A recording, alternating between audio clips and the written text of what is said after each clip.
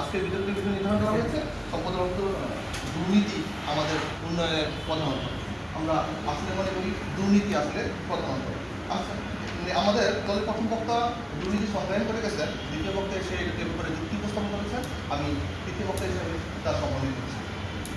সরকারের উচ্চ থেকে নিম্ন পর্যায় পর্যন্ত সম্পদের কোন অভাবের কারণে আমাদের সমাজের কোন অভাবের কারণে তাদের দুর্নীতি করছে তারা বা তাদের উন্নয়নটা থেমে যাচ্ছে।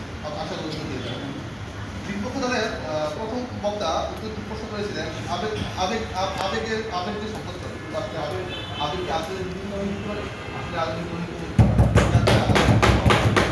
বা আমাদের উন্নয়নের ক্ষেত্রে দুর্নীতি প্রদান করে আমাদের বিপক্ষ দলের প্রথম বক্তা আরে বলেছিলেন যে অনেক জনসংখ্যা মানে আমাদের জন্য ভবিষ্যতে আসলে আমরা যদি সুষ্ঠুভাবে এটাকে জনসম্পদে রূপান্তর করতে পারতাম, এটাকে প্রশিক্ষণের ব্যবস্থা করতে পারতাম, এটাকে দুর্নীতিমুক্ত সমাজ করতে পারতাম, তাহলে আশা করি আমরা এই জনসংখ্যাকে আমরা জনসম্পদে রূপান্তর করতে পারতাম।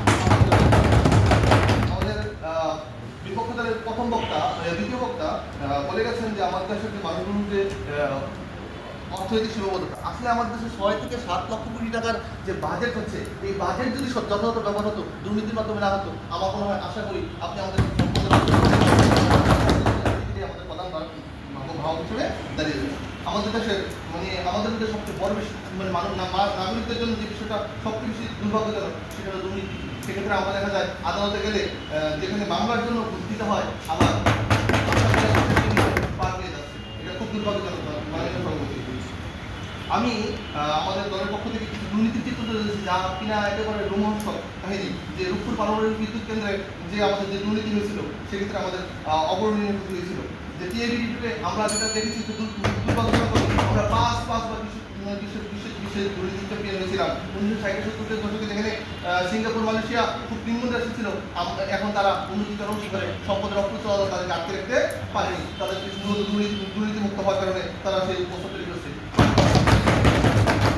আর সবচেয়ে ভয়াবহ চিত্র আমাদের মানব সম্পদ উন্নয়নের শিক্ষার চিত্র। সেক্ষেত্রে টিএবি রিপোর্ট 2021 সালের মধ্যে বলা হয়েছে শিক্ষক নিয়োগ বদলি বা পদোন্নতির জন্য 3 থেকে 15 লক্ষ টাকা পর্যন্ত সেক্ষেত্রে ঘুষ দেওয়া লাগতেছে। করে শিক্ষাক্ষেত্রে প্রায় 39টা সুপারিশ প্রণয়ন করা হয়েছে, যে ক্ষেত্রে শুধুমাত্র দুর্নীতি প্রতিরোধ করা যায় শিক্ষাক্ষেত্রে। মারাত্মক রিপোর্ট দিয়েছে ট্রান্সপারেন্সি ইন্টারন্যাশনাল, যারা কিনা বিশ্বের সর্বোচ্চ দুর্নীতি রিপোর্ট দেওয়া আছে। 2024 সালে 180 দেশের মধ্যে আমাদের অবস্থান 10ম, যা কিনা আমাদের স্কোর 100-র মধ্যে মাত্র 24। এটা শুধু দুর্নীতি আমাদেরকে বাধাগ্রস্ত করেছে। আশা করি আপনারা বুঝতে পেরেছেন। টিএবি থানা জরিপ, যেটা আরো মারাত্মক ছিল 2021 সালে।